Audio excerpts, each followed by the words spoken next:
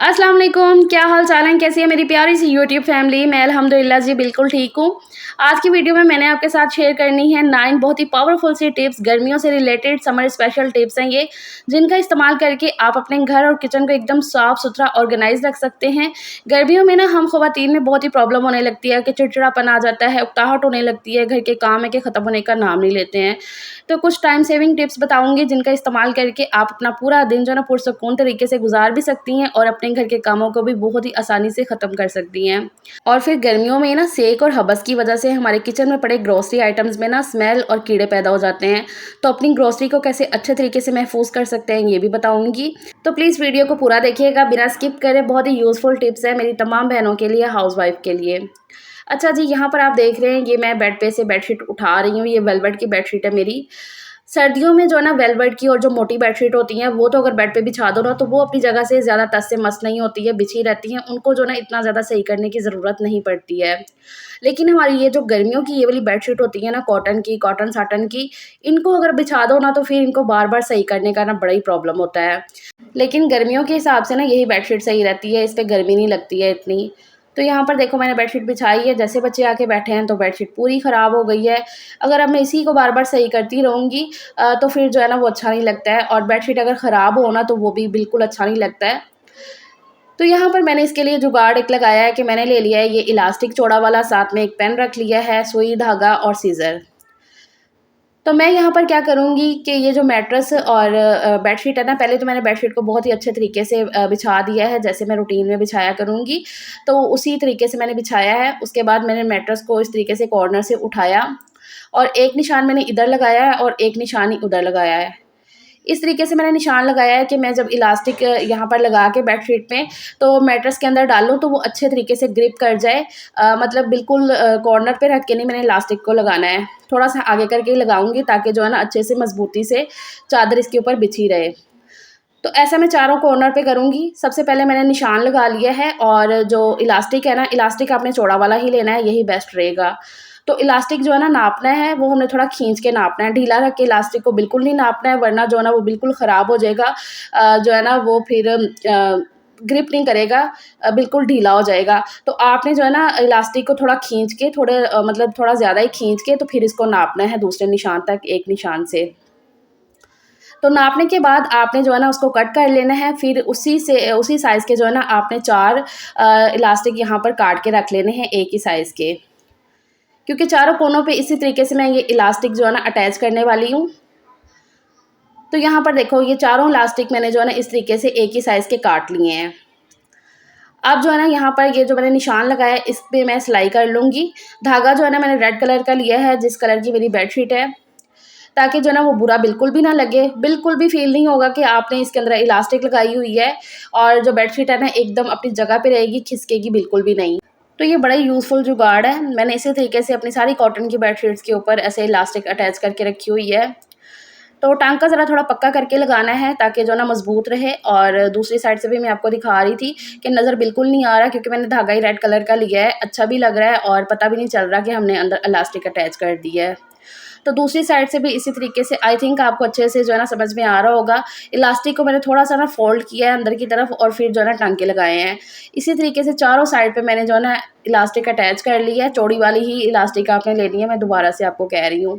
तो बस यहाँ पर देखो जी, वो इलास्टिक जो है ना आपने मैट्रेस के नीचे कर देनी है और बेडशीट जो है ना अब अपनी जगह से टस से मस नहीं होगी, ये मैं आपको गारंटी देती हूँ। तो ये वाला जो जुगाड़ है ना है कि ये बहुत आपके काम आएगा गर्मियों में, तो ये आप लाज़मी करिएगा अपनी बेडशीट्स पे ना। आपको बार-बार ना बेडशीट सही नहीं करनी पड़ेगी, आपका टाइम सेव होगा, बस एक दफ़ा आपने बेडशीट बिछा दी और उसके बाद जो है ना वो वैसे की वैसे ही रहेगी, चाहे आप बैठें या आपके बच्चे जो है ना जैसे मर्ज़ी खेले कूदें। उसके बाद जी घर के पर्दे जो कर्टन्स होते हैं ना ये भी बड़ा मेन रोल अदा करते हैं घर के एनवायरनमेंट पे।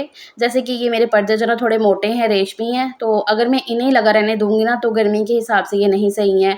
बाहर से ताज़ा हवा इतनी अच्छे से नहीं आएगी और ये सर्दियों के हिसाब से बिल्कुल ठीक है, तो इनको भी मैं चेंज करूँगी। तो ये टिप नंबर 2 है कि आपने घर के जो पर्दे हैं ना वो कोशिश करनी है कि बहुत ही जो है ना पतले वाले लगाने हैं, हो सके तो जो नेट के होते हैं ना तो वो लगाने हैं। जैसे कि ये वाला जो मेरा पर्दा है ना ये बिल्कुल नेट का है और जो दूसरे हैं ना वो मतलब बारीक हैं बिल्कुल, तो गर्मियों के हिसाब से ठीक रहेंगे। तो ये वाला जो मेरे पर्दों का सेट है ना, ये मैं लेकर आई थी लंडे से और यकीन करेंगे इतना अच्छा रहा है ना मेरे पास कि मैं क्या ही बताऊँ।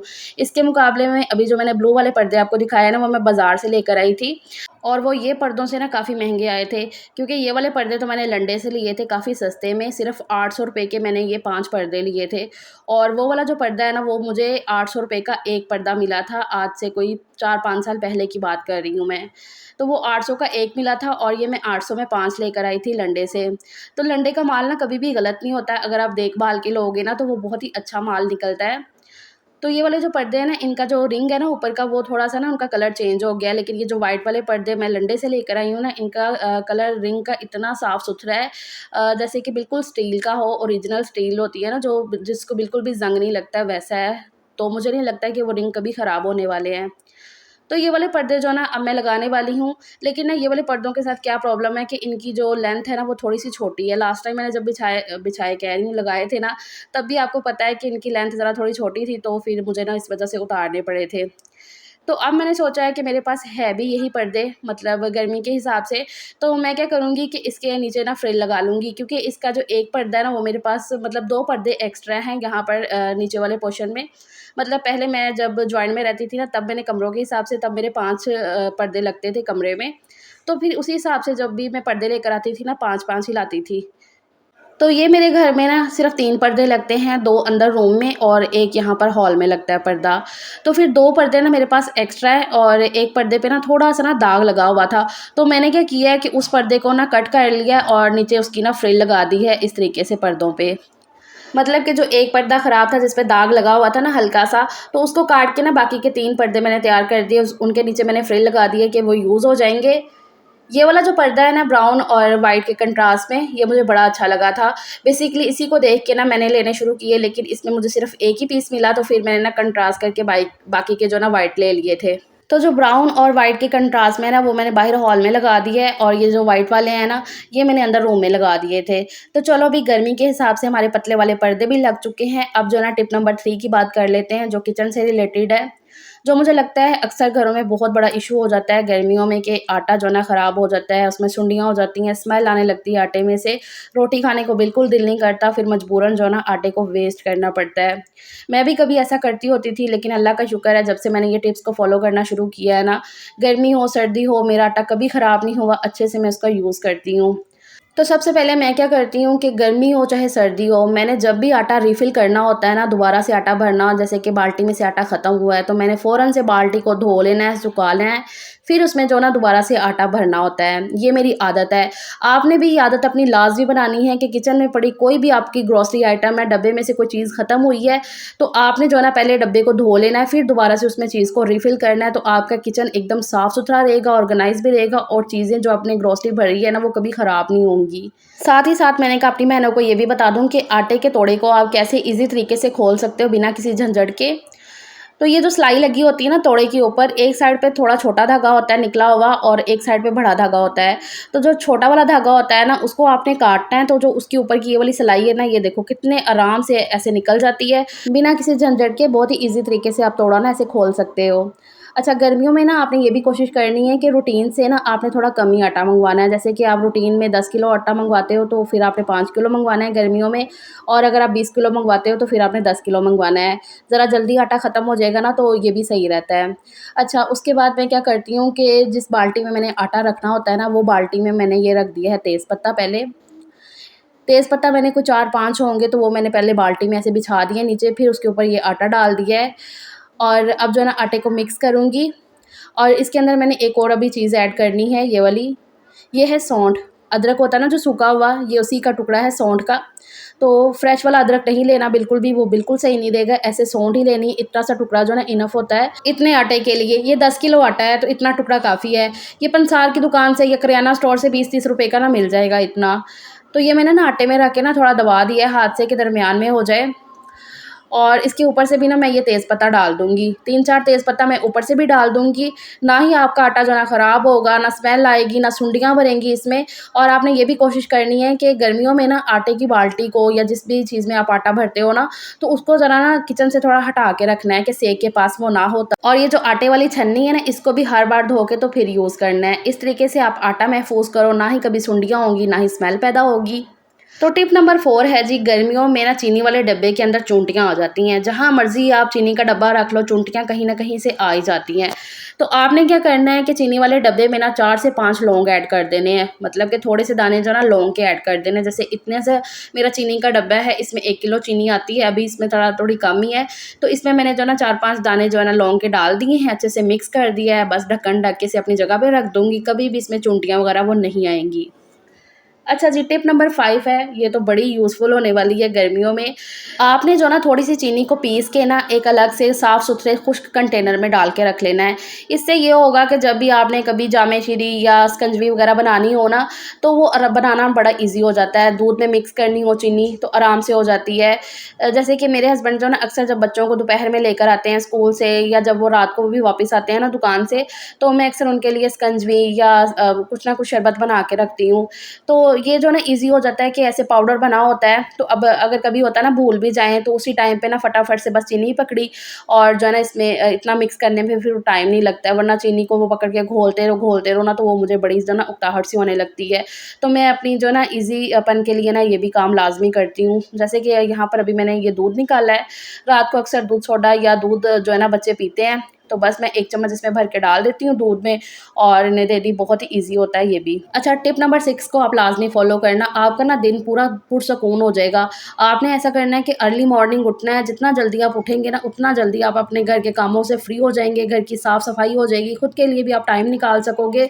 टिप नंबर 7 ये है कि अगर आपके घर में भी ना मेरी तरह एक वक़्त ही हांडी बनती है, तो वही 2 टाइम खाई जाती है ना, तो आपने ऐसा करना है कि जो भी सालन हांडी बनानी है ना, वो जो सुबह के 10 से 11 बजे के बीच का टाइम होता है ना, जब आप घर के कामों से साफ-सफाई से फ्री होते हो, तो आपने तभी वो जो है ना हांडी बना के रख लेनी है, क्योंकि 11-12 बजे इतनी धूप निकल जाती है और फिर इतनी सख्त गर्मी हो जाती है ना कि फिर इतना ना कुछ करने को दिल नहीं करता। और वैसे भी साफ-सफाई करके आप खुद फ्रेश होके ना बहुत ही अच्छा फ़ील कर रही होती है, तो उस टाइम अगर खाना बना के आप रख दोगे ना, तो सारा दिन आपका जो है ना इतना पुरसुकून गुज़रेगा, कोई गर्मी उकताहट नहीं होगी कि आपने तभी सालन बना के रख दिया, आटा गूँध लिया और उसके बाद भी जब खाना खाना हो तो बस रोटी बना लो या बाहर से मँगवा लो, तो वो ज़्यादा बेहतर है।